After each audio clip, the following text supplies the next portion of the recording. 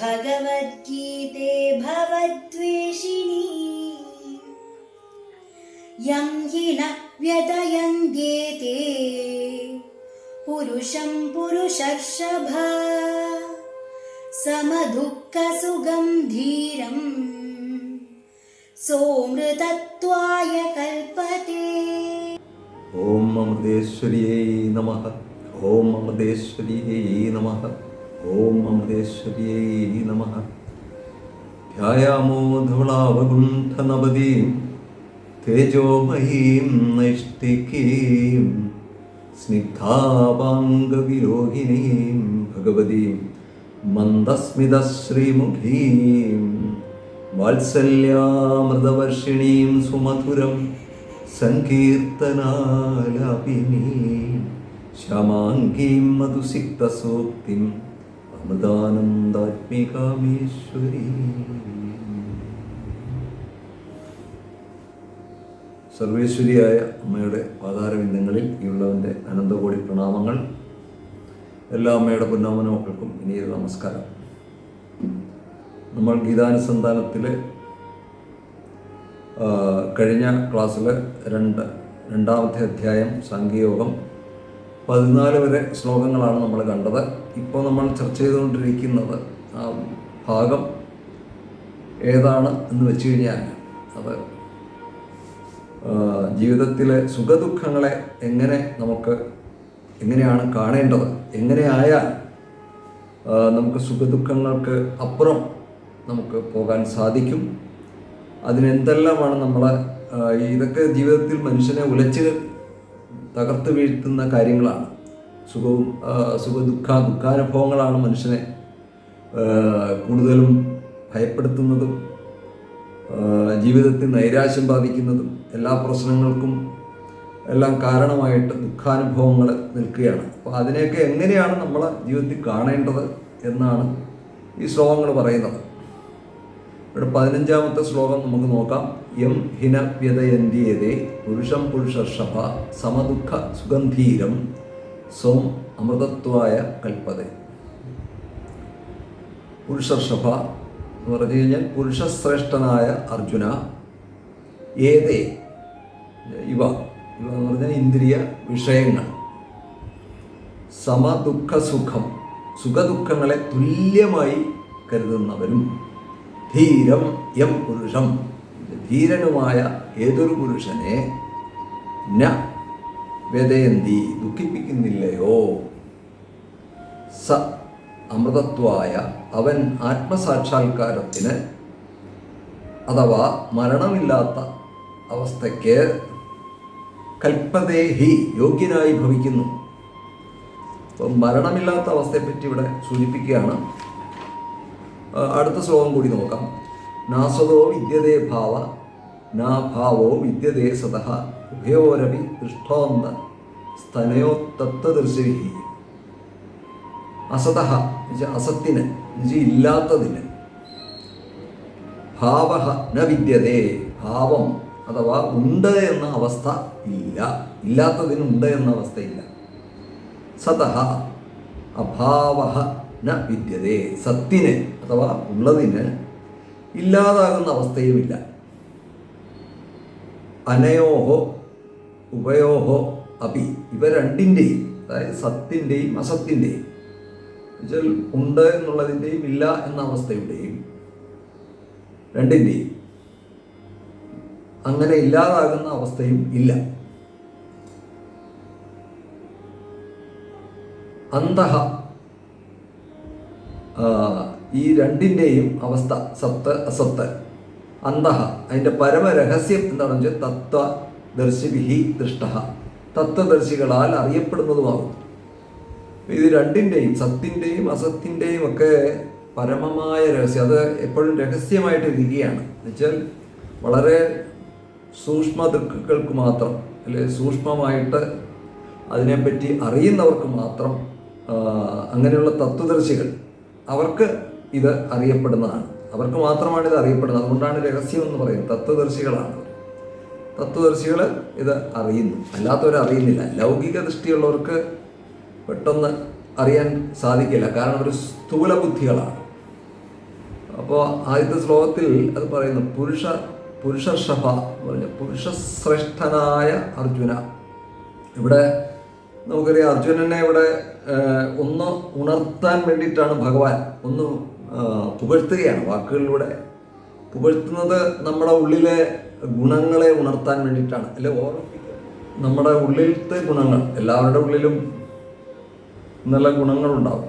ആ ഗുണങ്ങൾ പ്രത്യേകിച്ച് പുരുഷശ്രേഷ്ഠനായ അർജുനനിൽ പ്രത്യേക ഗുണങ്ങളുള്ളവനാണ് അർജുനൻ. അതുകൊണ്ട് ആ ഗുണങ്ങളെ, അർജുനൻ്റെ ഉള്ളിലുള്ള ഗുണങ്ങളെ ഓർമ്മിപ്പിക്കുകയാണ് ഭഗവാൻ, അതിനെ ഉണർത്താൻ വേണ്ടിയിട്ട്. കാരണം അദ്ദേഹം ശ്രേഷ്ഠനാണ്.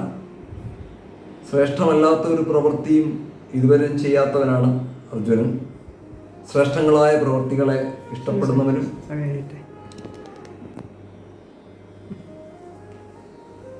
അർജുനൻ പുരുഷശ്രേഷ്ഠൻ ഇവിടെ പറയുന്നതിൻ്റെ പ്രത്യേകിച്ച് എടുത്തു പറയുകയാണ്.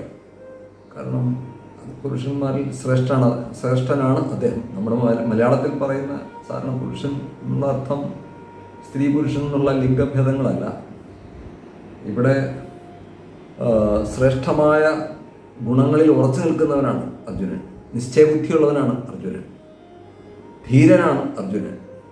അപ്പം അർജുനൻ കാണേണ്ടത് എങ്ങനെയാണ്, അല്ലെങ്കിൽ അർജുനെ പോലെ ധീരന്മാരായ ആൾക്കാരെ എങ്ങനെ വേണം കാണാൻ? സുഖദുഃഖങ്ങളെ തുല്യമായി കരുതുന്നവർ, അവരാണ് പുരുഷശ്രേഷ്ഠന്മാർ. ദുഃഖം വരുമ്പോൾ തളർന്നു വീഴുക, അല്ലെങ്കിൽ ഒന്നും ചെയ്യാൻ പറ്റാത്ത അവസ്ഥയിലേക്ക് പോവുക, അല്ലെങ്കിൽ ഒരു തീരുമാനം എടുക്കാൻ കഴിയാതെ വരിക. അപ്പം അങ്ങനെയൊക്കെ വരുമ്പോൾ നമ്മുടെ ജീവിതത്തിൽ മുന്നോട്ട് പോകാൻ നമുക്ക് പ്രശ്നങ്ങളെ അതിജീവിക്കാൻ കഴിയാതെ നമ്മൾ തളർന്ന് താഴെ വീഴും. അങ്ങനെ വരേണ്ട ഒരാളല്ല അർജുനൻ. കാരണം ഇതുവരെയുള്ള അഭ്യാസ ബലം അർജുനുള്ളവനാണ്, തപസ്സുള്ളവനാണ്, ധാരാളം തപസ് ചെയ്തിട്ടുള്ളവനാണ്, ഏകാഗ്രതയുള്ളവനാണ്. അങ്ങനെയുള്ള ധീരന്മാരായ ഒരു പുരുഷനും അവരൊന്നും തളർന്നു പോയില്ല, അവരെ ദുഃഖിപ്പിക്കുന്നില്ല, അവരെ ഇങ്ങനെയുള്ള കാര്യങ്ങളൊന്നും അവരെ തളർത്തുന്നില്ല, ദുഃഖിപ്പിക്കുന്നില്ല. അപ്പം ഇതിനെ സമമായിട്ട് കാണാൻ കഴിയുന്നവർക്ക് ആത്മസാക്ഷാത്കാരത്തിന് യോഗ്യരായി ഭവിക്കുന്നു എന്നാണ് ഇതിനകത്ത് പറയുന്നത്. സുഖവും ദുഃഖമൊക്കെ സമമായിട്ട് നമ്മൾ കാണണം ജീവിതത്തിൽ. നമ്മളെ എല്ലാവരുടെയും കാര്യങ്ങളാണ് പറയുന്നത്.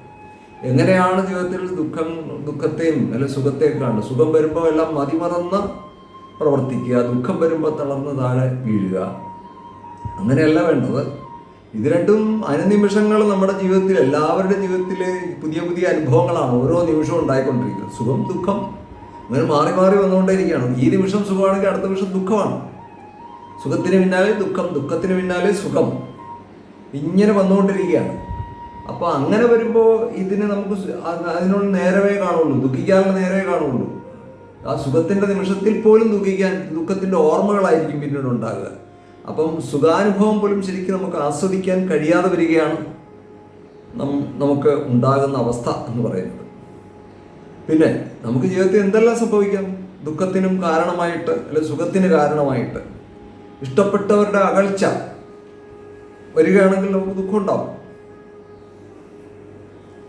അതേപോലെ ഇഷ്ടപ്പെടുന്നവരുടെ സംയോഗം, അത് നമുക്ക് സുഖപ്രദമാണ്. ഇഷ്ടപ്പെടാത്തവരുടെ സംയോഗം ദുഃഖപ്രദമാണ്. അപ്പം ഇതിനെയൊക്കെ നമ്മൾ സമചിത്തതയോടെ കാണാൻ കഴിയുന്ന ഒരാൾക്ക് മാത്രമേ ആത്മസാക്ഷാത്കാരത്തിലേക്ക് അല്ലെങ്കിൽ അതിന് അർഹനായി തീരുന്നുള്ളൂ, അല്ലെങ്കിൽ യോഗ്യനായി ഭവിക്കുന്നുള്ളൂ എന്നാണ് ഭഗവത്ഗീത പറയുന്നത്. അപ്പം അങ്ങനെ വേണം മരണമില്ലാത്ത അവസ്ഥയിലേക്ക് നമ്മൾ പോകാനായിട്ട്. അമൃതത്വം, ആത്മസാക്ഷാത്കാരം അമൃതത്വമാണ്. അവ ജീവിച്ചിരിക്കുമ്പോൾ തന്നെ ആത്മസാക്ഷാത്കാരം സർവ്വ ദുഃഖങ്ങളിൽ നിന്നുള്ള മോചനവുമാണ്. തനിക്ക് മരണമില്ല എന്ന് ഒരുവൻ ബോധിക്കുന്ന നിമിഷത്തിൽ അവൻ അത് ശരിയായിട്ട് ബോധിക്കുകയാണെങ്കിൽ അവൻ ആത്മസാക്ഷാത്കാരത്തിൽ നിൽക്കുകയാണ്. എന്നുവെച്ചാൽ അവന് പിന്നെ ദുഃഖങ്ങളൊന്നുമില്ല, സർവ്വ ദുഃഖങ്ങളുടെയും അന്ത്യമാണ്. ഇവിടെ ഇതിനിടയിൽ ഒരു ചോദ്യം ഒരാൾ ചോദിക്കുകയുണ്ടായി, ആത്മഹത്യ ചെയ്യുന്നവരുടെ സ്ഥിതി എന്താണ് എന്ന് ചോദിക്കുകയുണ്ടായി. ആത്മഹത്യ ചെയ്തവർക്ക് സദ്ഗതി കിട്ടില്ല എന്ന് കേൾക്കുന്നു.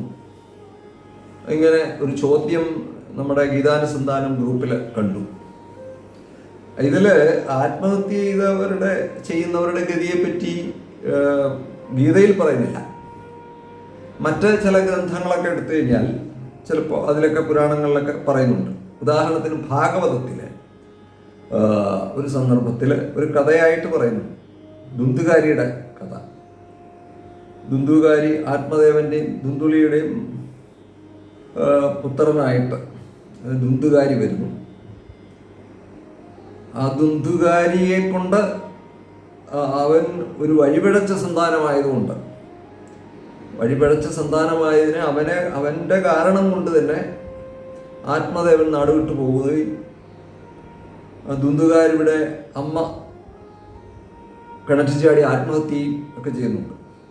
അവസാനം ദുന്ദുകാരിയെ വേശ്യാസ്ത്രീകളെല്ലാവരും കൂടി ചേർന്നിട്ട് തല്ലിക്കൊല്ലുന്ന ഒരു സന്ദർഭം ഭാഗവതത്തിലുണ്ട്. അപ്പോൾ ഇദ്ദേഹത്തിൻ്റെ സഹോദരൻ ഗോകർണൻ പശു പ്രസവിച്ചതാണെന്നാണ് പറയുന്നത്. പശു പ്രസവിച്ചതാണ്, ഋഷി ഒരു പഴം കൊടുത്തതാണ് ആത്മദേവന് വേണ്ടിയിട്ട്. പക്ഷെ അത് പശുവിനാണ് കൊടുത്തത്. ആ പശുവാണ് പ്രസവിച്ചതെന്ന് പറയുന്നു ഗോകർണനെ. അപ്പോൾ ആ പശു പ്രസവിച്ച സന്താനം സത്സന്താനമായിരുന്നു. ആ ഗോകർണൻ ഈ സഹോദരൻ്റെ ദുന്ദുകാരിയുടെ അവസ്ഥയൊക്കെ കേട്ടിട്ട് വളരെ വിഷമിച്ചു. അതേപോലെ അദ്ദേഹത്തിൻ്റെ അമ്മയുടെ അവസ്ഥ കണ്ടിച്ചാടി ആത്മഹത്യ ചെയ്തൊക്കെ അറിഞ്ഞിട്ട് വളരെയധികം വിഷമിച്ചു. ഇനി എന്താണ് മാർഗം ഇവരെ മോചിപ്പിക്കാൻ, അല്ലെ പ്രേതത്തെ മോചിപ്പിക്കാൻ? പ്രേതം എന്ന് വെച്ചാൽ ശരീരം വെടിഞ്ഞ അവസ്ഥയാണ്, ഒരാളുടെ ശരീരം വെടിഞ്ഞ അവസ്ഥയാണ് പ്രേതം എന്ന് പറയുന്നത്. അപ്പം അങ്ങനെയാണ് അവർക്ക് സദ്ഗതി കിട്ടാൻ എന്താണ് മാർഗം? കാരണം സാധാരണ പറയാറുണ്ട്, ആത്മഹത്യ ചെയ്യുക, ആക്സിഡൻറ്റിൽ മരിക്കുക, അങ്ങനെയൊക്കെ ചെയ്തു കഴിഞ്ഞാൽ പെട്ടെന്ന് വേറൊരു ശരീരത്തിലേക്ക് പോകാൻ ഉദ്ഗതി ഉണ്ടാകില്ല, കുറച്ച് അലയേണ്ടി വരും. അന്തരീക്ഷത്തിൽ നിന്ന് അവർക്ക് പുണ്യത്തിൻ്റെ ഫലമായി കിട്ടുന്ന ലോകത്തേക്കൊന്നും പോകാൻ സാധിക്കില്ല. അതുപോലെ ഈ ദാഹവും വിശപ്പും അങ്ങനെയുള്ള വികാരങ്ങളൊക്കെ ഉണ്ടാകും. പക്ഷെ അത് അനുഭവിക്കാനുള്ള ശരീരം ഉണ്ടാകില്ല, ആക്രാന്തി ഉണ്ടാവും. അപ്പം അങ്ങനെയൊക്കെ ഉണ്ടാകുന്ന ഒരു അവസ്ഥയെപ്പറ്റി പറഞ്ഞു കേൾക്കാറുണ്ട്. അപ്പം ഈ ചിലർക്ക് മറ്റുള്ളവരെ ഭയപ്പെടുത്താൻ സാധിക്കും, പക്ഷെ മറ്റൊന്നും ചെയ്യാൻ സാധിക്കില്ല, ഇങ്ങനെയൊക്കെ പറഞ്ഞു കേൾക്കാം. അപ്പം എന്തായാലും അങ്ങനത്തെ ഒരു അവസ്ഥയിലാണ് ദുന്ദുകാരി ചെന്ന് പെട്ടത്. അപ്പം അങ്ങനെയുള്ള സഹോദരൻ്റെ ഈ അവസ്ഥ അറിഞ്ഞിട്ട് ദുന്ദുകാരി മോചിപ്പിക്കാൻ വേണ്ടിയിട്ട് എന്ത് ചെയ്യണമെന്ന് അദ്ദേഹം ആലോചിക്കുക. അവസാനം സപ്താഹം കേൾപ്പിച്ചാൽ ഇദ്ദേഹത്തിന് ഈ പ്രേതത്തിന് മുക്താവസ്ഥ ഉണ്ടാകും എന്നൊക്കെ പറഞ്ഞ് കേട്ടതിന് ശേഷം സപ്താഹം കേൾപ്പിച്ചു എന്നാണ്. 7 ദിവസത്തെ ഭാഗവത സപ്താഹം കേട്ടു. അങ്ങനെ ആത്മബോധം ആ പ്രേതത്തിനുണ്ടായതാണ്. ശ്രദ്ധയോടുകൂടി കേട്ടതുകൊണ്ട് 7 മുളയുള്ള 7 തട്ടുകളുള്ള ആ ഒരു മുളയിൽ ഈ പ്രേതാവസ്ഥ അല്ലെ പ്രേതരൂപം കയറി ഇരുന്നിട്ട് ഓരോരോ തട്ടുകൾ പൊട്ടിച്ച് 7ാമത്തെ ദിവസം 7ാമത്തെ തട്ട് പൊട്ടിച്ച് മുക്തിയിലേക്ക് പോകുന്നതായിട്ടാണ്, വൈകുണ്ഠത്തിലേക്ക് പോകുന്നതായിട്ടാണ് ഭാഗവതം പറയുന്നത്. അപ്പം ഉദ്ഗതിയിലേക്ക് പോകുന്നു എന്ന് വിചാരിച്ചാൽ മതി, ഉദ്ഗതിയിലേക്ക്. അപ്പം സാധാരണ പ്രേത കർമ്മങ്ങളൊക്കെ ആൾക്കാർ ചെയ്യാറുണ്ട്. ചിലർക്ക് പുണ്യലോകത്തേക്ക് പോകാൻ ഇങ്ങനെയുള്ള കർമ്മങ്ങളൊക്കെ പിതൃകർമ്മങ്ങൾ ചെയ്യുന്നതാണ്. പക്ഷെ ആത്മഹത്യ ചെയ്തവരെ സംബന്ധിച്ച് പെട്ടെന്ന് ഉദ്ഗതി ഉണ്ടാകില്ല. അപ്പം അതിന് തടസ്സമായിട്ട് നിൽക്കുന്ന സംഗതികളെ, അജ്ഞാനത്തെ, അറിവില്ലായ്മയൊക്കെ നീക്കം ചെയ്യേണ്ടത് ആവശ്യമുണ്ട്. അപ്പോൾ അതിന് പുണ്യകർമ്മങ്ങൾ ആവശ്യമുണ്ട്. പ്രത്യേകിച്ച് ഇത് ജ്ഞാനത്തോടു കൂടിയ കർമ്മമാണ്, ജ്ഞാനയജ്ഞമായിരുന്നു. അതിലൂടെ ആ പ്രേതത്തിന് മുക്തിയുടെ അവസ്ഥയിലേക്ക് കടക്കാൻ സാധിക്കുമായിരുന്നു. അതിന് വേണ്ടിയിട്ട് ചെയ്യാറുണ്ട്. തീർച്ചയായിട്ടും പുണ്യകർമ്മങ്ങൾ ഏതാണേലും അമ്മ പറയുന്ന പോലെ ഒരു കത്ത് എഴുതിയിട്ട് ശരിയായ അഡ്രസ്സ് എഴുതി പോസ്റ്റ് ചെയ്ത് കഴിഞ്ഞാൽ അത് കൃത്യസ്ഥലത്ത് കിട്ടുന്നത് പോലെ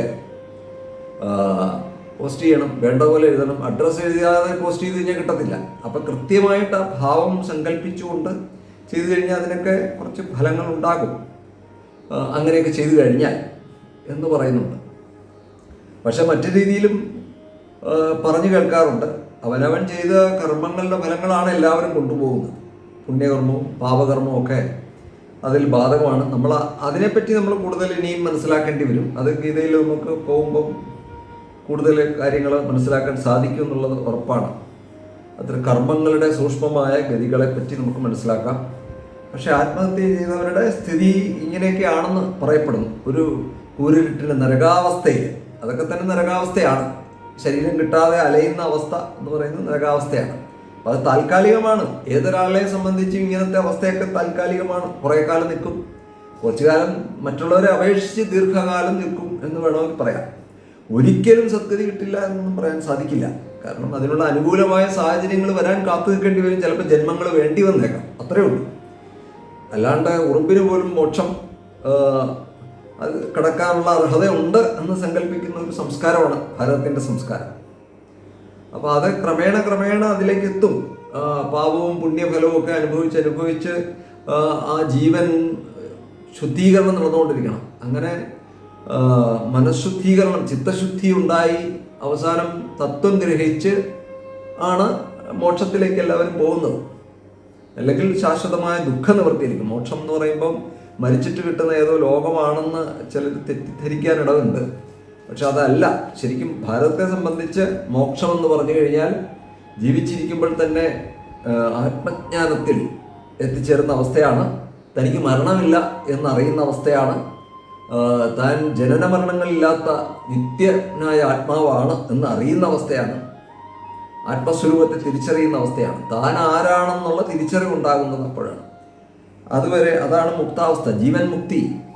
അവിടെ അത് നമ്മൾ കൂടുതൽ ഇനിയും ഇതിൽ തന്നെ വരുന്നുണ്ട്. ജീവൻ മുക്തൻ്റെ ഭാവം എന്താണ് എന്നൊക്കെ നമ്മൾ പഠിക്കുന്നുണ്ട് ഇതിനകത്ത്. അത് നമുക്ക് കാണാൻ സാധിക്കും. അപ്പം അങ്ങനത്തെ അവസ്ഥയിലേക്ക് എത്തിച്ചേരുമെന്നാണ് പറയുന്നത്. ഏതായാലും ആത്മഹത്യയെപ്പറ്റിയൊന്നും നമ്മളിപ്പോൾ ചിന്തിക്കേണ്ട വിഷയം വരുന്നില്ല. എന്നാലും എല്ലാം അറിഞ്ഞിരിക്കുന്നത് നല്ലതാണല്ലോ. താൽക്കാലികമായിട്ട് എന്താ അവസ്ഥ. പിന്നെ മാത്രമല്ല, ഓരോരുത്തരുടെ പുണ്യത്തിൻ്റെയും പാപത്തിൻ്റെയും അളവ് നമുക്ക് തൂക്കാൻ പറ്റില്ല, ഗണിക്കാൻ പറ്റില്ല. അത് പാപഫലങ്ങൾക്കനുസരിച്ച് പുണ്യഫലങ്ങൾക്കനുസരിച്ച് ഓരോരുത്തർ ഓരോരോ ഗതികളിലേക്ക് പോകുന്നു. അതൊക്കെ വളരെ സൂക്ഷ്മമാണ്. കർമ്മത്തിൻ്റെ ഗതി വളരെ ഗഹനമാണ്, സൂക്ഷ്മമാണ്. അതുകൊണ്ട് പെട്ടെന്ന് ഓരോന്നും എടുത്തെടുത്ത് പറയാൻ സാധിക്കില്ല. എത്രമാത്രം ഓരോരുത്തർ ചെയ്തു വെച്ച തെറ്റുകളുണ്ട്, അല്ലെ പാപഫലങ്ങളുണ്ടെന്ന് നമുക്ക് പറയാൻ സാധിക്കില്ല. അതിനനുസരിച്ച് കർമ്മങ്ങളിലെല്ലാം വ്യത്യാസം ഉണ്ടാവും, ഫലങ്ങളിലെല്ലാം വ്യത്യാസം ഉണ്ടാവും. അതാണ് മനസ്സിലാക്കേണ്ടത്. പക്ഷെ ഒന്നുണ്ട്, നമ്മൾ ഏത് ശരീരവും ഉണ്ടായിക്കഴിഞ്ഞാൽ അതെല്ലാം നശിച്ചു പോകും. ആത്മീയ ജീവിതത്തിൽ വന്നാലും ഈ ശരീരത്തിന് നാശമുണ്ട്. അതാണ് നമ്മൾ കാണുന്നത്. ഇല്ലാത്തതിന് ഉണ്ട് എന്ന ഭാവമില്ല, അസത്തിന് ഭാവം ഉണ്ട് എന്ന അവസ്ഥയില്ല. അതേപോലെ സത്തിന് ഇല്ലാതാകുന്ന അവസ്ഥയുമില്ല. ഉണ്ടായത് നശിക്കുന്നില്ല, അല്ല ഉണ്ടായത് നശിക്കുന്നു, ഉണ്ടാകാത്തത് ഒരിക്കലും നശിക്കുന്നില്ല. അപ്പോൾ രണ്ടിൻ്റെയും സത്തിൻ്റെയും അസത്തിൻ്റെയും കാര്യങ്ങൾ, ആ പരമമായ രഹസ്യം ആണ് ഇവിടെ ബോധിപ്പിക്കുന്നത്. ഒന്ന് ബോധം എന്താണെന്ന് ബോധിപ്പിക്കുന്നു, ജഡം എന്താണെന്ന് ബോധിപ്പിക്കുന്നു. ബോധത്തിൻ്റെ സ്വഭാവം ഉണ്മയാണ്, ജഡത്തിൻ്റെ സ്വഭാവം അത് ജഡം എന്ന് പറയുന്ന നാമരൂപങ്ങളാണ്. ഈ കാണുന്ന എന്തെല്ലാം നാമവും രൂപവും ഏതിനെല്ലാം ഉണ്ടോ അതെല്ലാം നശിക്കുന്നതാണ്. അത് അശാശ്വതമാണ്. ബോധം ശാശ്വതമാണ്. ഇരുട്ടും വെളിച്ചം പോലെയുള്ള വ്യത്യാസമുണ്ട്. ഇരുട്ടും വെളിച്ചവും പരസ്പര വിരുദ്ധമാണ്. അതുപോലെ സത്തും അസത്തും പരസ്പര വിരുദ്ധമാണ്. സത്ത് ഇവിടെ ബോധമാണ്, അസത്ത് ഇവിടെ ജഡമാണ്. മണ്ണില് കുടവും കലവും ഒക്കെ ഉണ്ടാകും. പക്ഷേ ഈ കുടം കലം എന്നൊക്കെ പറയുന്ന സാധനം ഇങ്ങനെ മാറിക്കൊണ്ടിരിക്കും. അത് ഉടഞ്ഞു കഴിഞ്ഞാൽ കുടം പോയി, കലം പോയി. പക്ഷെ ആ മണ്ണ് അവിടെ തന്നെ ഉണ്ടാകും. അതുപോലെ ഇപ്പോൾ സ്വർണത്തിലുള്ള ആഭരണങ്ങളൊക്കെ ഉണ്ടാകും, വള, മാല, ഇങ്ങനെയുള്ള കാര്യങ്ങളൊക്കെ ഉണ്ടാകും. പക്ഷെ വളയും മാലയൊക്കെ ഉരുക്കി കഴിഞ്ഞ് കഴിഞ്ഞാൽ പിന്നെ തിരിച്ചറിയാൻ പറ്റും, സ്വർണം അവിടെ ഉണ്ടാകും. അതുപോലെ ബോധം അവിടെ ഉണ്ട്. പക്ഷേ ജഡം മാറിക്കൊണ്ടിരിക്കും, അതിന് മാറ്റത്തിന് വിധേയമാണ്, അത് മാറിക്കൊണ്ടേയിരിക്കുകയാണ്. പണ്ടൊക്കെ ചീത്ത വിളിക്കുമ്പോൾ ചില അസത്ത് എന്ന് വിളിക്കാറ്. പണ്ടൊക്കെ ആൾക്കാർ ചില വാക്കുകളൊക്കെ ഉപയോഗിക്കുമ്പോൾ ഏറ്റവും മോശപ്പെട്ട രീതിയിലുള്ള ഒരു വാക്ക് ഉപയോഗിക്കുന്ന പോലും ചിലപ്പോൾ അങ്ങനെയായിരിക്കും. അങ്ങനെയൊക്കെ വിളിക്കുന്നത് അസത്ത് എന്ന് വിളിക്കും. ചീത്ത പറയുന്ന സമയത്തായിരിക്കും ചിലപ്പോൾ അമ്മമാരോ അച്ഛന്മാരോ ഒക്കെ എന്തെങ്കിലും അനുസരണക്കേടോ കുസൃതിയൊക്കെ കാണിച്ചാലായിരിക്കും വിളിക്കുക, എടാ അസത്തെ എന്ന് വിളിക്കും. അപ്പോൾ അതൊക്കെ വലിയ ചീത്തയായിട്ടാണ് കാണുന്നത്. ഇപ്പോൾ ഒന്നുമല്ല, ഇപ്പോൾ അതിനേക്കാളൊക്കെ പേടിക്കേണ്ട അവസ്ഥയിലാണ് ഇന്നത്തെ പോക്ക്. അപ്പോൾ ഒന്ന് നമ്മൾ ചിന്തിച്ച് നോക്കുക. അപ്പം സത്ത് അസത്ത് എന്നൊക്കെ പറയും സംസ്കൃത പദങ്ങളാണ്. അതിൻ്റെ ശരിയായ രീതിയിൽ അർത്ഥം നമുക്ക് ഉൾക്കൊണ്ടു കഴിഞ്ഞാൽ ഈ അവസ്ഥ സത്ത് എന്താണ്, അസത്ത് എന്താണ്, ഇതെല്ലാം നമുക്ക് തിരിച്ചറിഞ്ഞ് ബോധം എന്താണ്, ജഡം എന്താണ്, ഇതൊക്കെ നമ്മൾ തിരിച്ചറിഞ്ഞ് നമ്മൾ ഈ ലോകത്ത് ജീവിച്ചു കഴിഞ്ഞാൽ നമുക്ക് നമ്മുടെ സ്വസ്ഥത നഷ്ടപ്പെടില്ല, ശാന്തി നഷ്ടപ്പെടില്ല, സമാധാനം നഷ്ടപ്പെടില്ല. അതൊക്കെ നമുക്ക് ആത്മീയ ജീവിതത്തിൽ വന്നു കഴിഞ്ഞാൽ പിന്നെ ഇതൊന്നും ഉണ്ടാകില്ലെന്നോ, മരണം ഉണ്ടാകില്ലെന്നോ, അല്ലെങ്കിൽ ആത്മീയ ജീവിതത്തിൽ എത്തിയവരൊക്കെ യോഗികളൊന്നും മരിക്കില്ലെന്നോ ഉള്ള, അവരുടെ ശരീരം നശിക്കില്ല എന്നുള്ള അർത്ഥത്തിലല്ല, അവരെ ആത്മബോധത്തിലെത്തിയെന്നാണ്. ആത്മബോധത്തിലെത്തിയവര് അവരുടെ ശരീരം ഒരിക്കലും നഷ്ടപ്പെട്ടു പോകില്ല എന്ന് വിചാരിക്കുന്ന മണ്ടത്തരമാണ്. അവർക്ക് അസുഖങ്ങൾ ഉണ്ടാകില്ല എന്ന് വിചാരിക്കുന്ന മണ്ടത്തരമാണ്, ബുദ്ധിമോശമാണ്. ശരിക്കും അരവിന്ദ മഹർഷി ശരീരം വെടിഞ്ഞു, സമാധിയായി. ശിഷ്യന്മാർ കരുതി അദ്ദേഹം ഉയർത്തെഴുന്നേൽക്കുമെന്നൊക്കെ വിചാരിച്ചു എന്നാണ്, അങ്ങനെയൊക്കെ കേട്ടിട്ടുണ്ട്. ആ ശരീരം അങ്ങനെ സൂക്ഷിച്ചു വെച്ചു എന്ന് പറയുന്നുണ്ട്. പ്രത്യേക രീതിയിൽ സൂക്ഷിച്ചു വെച്ചു. കുറച്ചാൾ കഴിഞ്ഞ് തുറന്നു നോക്കിയപ്പോൾ ശരീരത്തിന് അതിൻ്റെതായ ജീർണത സംഭവിക്കുന്നുണ്ട്.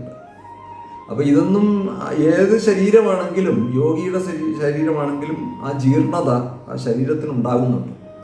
ശരീരം പഞ്ചഭൂതങ്ങൾ കൊണ്ടുണ്ടായതാണ്, പഞ്ചഭൂതങ്ങളിലേക്ക് അത് തിരിച്ച് പോകും ശരിക്കും.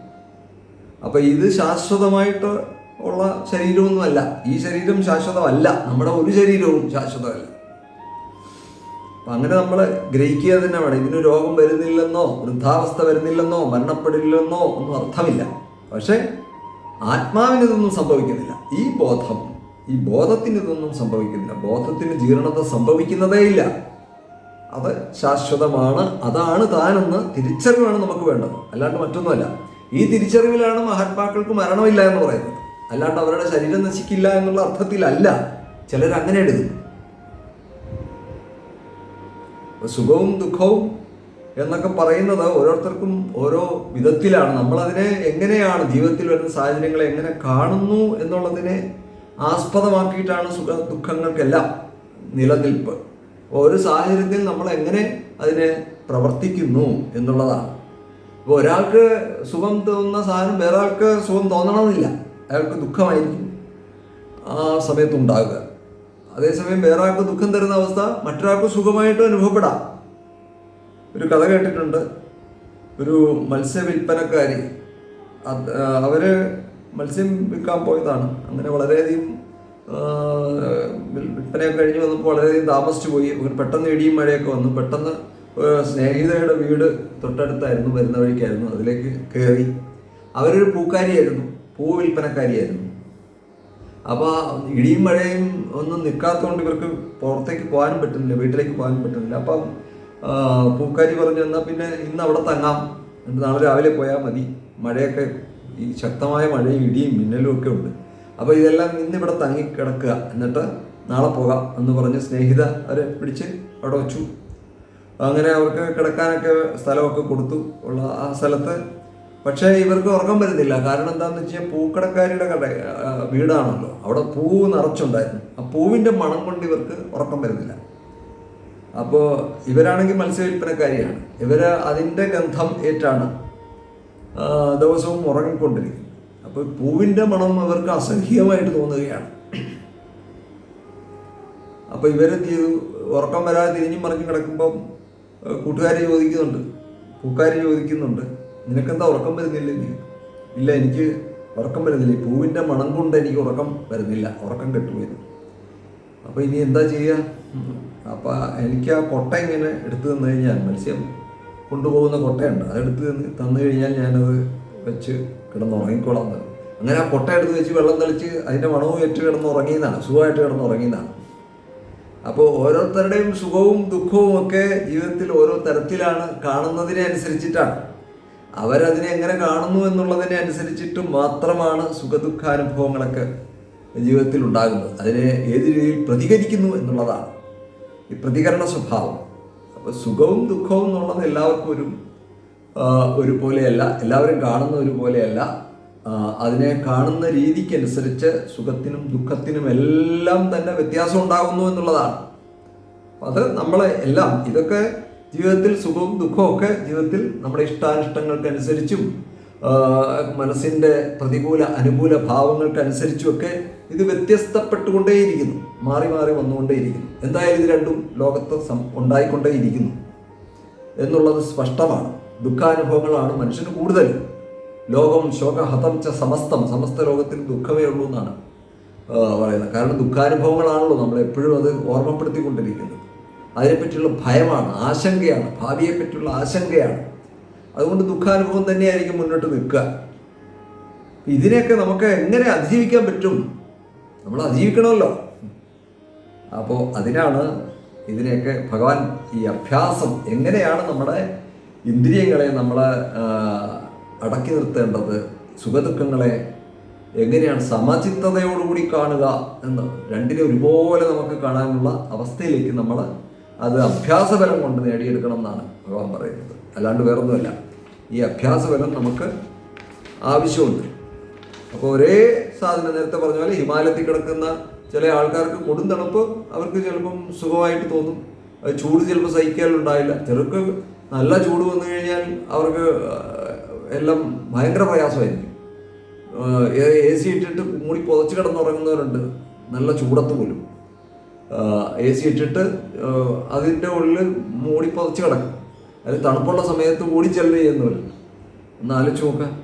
ഇതൊക്കെ നമ്മുടെ ജീവിതത്തിൽ നമ്മൾ പലതും കാണുന്നുണ്ട്. അതുകൊണ്ടാണ് ചിലർക്ക് ചൂട് സഹിക്കാൻ പറ്റും, തണുപ്പ് സഹിക്കാൻ പറ്റില്ല. ചിലർക്ക് തണുപ്പ് സഹിക്കാൻ പറ്റും, ചൂട് സഹിക്കാൻ പറ്റില്ല. എന്തായാലും ഒരു പരിധി കഴിഞ്ഞാൽ രണ്ടും സഹിക്കാൻ പറ്റില്ല. ഒരു പരിധി എല്ലാത്തിനും ഉണ്ട്. അപ്പോൾ അത് കഴിഞ്ഞ് കഴിഞ്ഞാൽ ചിലപ്പോൾ മനുഷ്യൻ്റെ ആ ഒരു ഭാവമൊക്കെ വ്യത്യാസം വരും, അനുഭവിക്കുന്ന രീതിയിൽ വ്യത്യാസം വരും. ഇതൊക്കെ നമ്മുടെ ജീവിതത്തിൽ കണ്ടുകൊണ്ടിരിക്കുകയാണ് നമ്മൾ. അപ്പോൾ ഇനി എങ്ങനെയാണ് നമ്മൾ മുന്നോട്ട് ഇവയൊക്കെ മനസ്സിലാക്കിക്കൊണ്ട് മുന്നോട്ട് പോകേണ്ടത് എന്ന് വീണ്ടും ഭഗവാൻ ഒന്നുകൂടി നമ്മളെ അത് വ്യക്തമാക്കി തരികയാണ്. ഇതിൻ്റെ സ്വഭാവം ഒന്നുകൂടി വ്യക്തമാക്കുകയാണ്. ലോക സ്വഭാവം നമ്മൾ പഠിക്കാതെ നമുക്ക് ലോകത്തിൽ ശാന്തിയും സമാധാനവും ഒന്നും ഉണ്ടാകില്ല. അതുകൊണ്ടാണ് കൃത്യമായിട്ട് ഭഗവത്ഗീതയിൽ ഈ ലോക സ്വഭാവം എന്താണ് എന്ന് നമ്മളെ കൃത്യമായിട്ട് ഭഗവാൻ പറഞ്ഞ് മനസ്സിലാക്കിക്കുകയാണ്. തീർച്ചയായിട്ടും നമുക്ക് അത് നോക്കാം. വീണ്ടും നമുക്ക് അടുത്ത ക്ലാസ്സിൽ നമുക്കിത് കാണാം. എങ്ങനെയാണ് നമ്മൾ വീണ്ടും ഈ നാശമില്ലാത്ത അവസ്ഥയിലേക്ക് നമ്മൾ പ്രാപിക്കുക, അറിയുക എന്ന് നമുക്ക് വീണ്ടും കാണാം. അടുത്ത ആഴ്ചയിൽ നമുക്ക് വീണ്ടും ക്ലാസ് ശ്രദ്ധിക്കാം.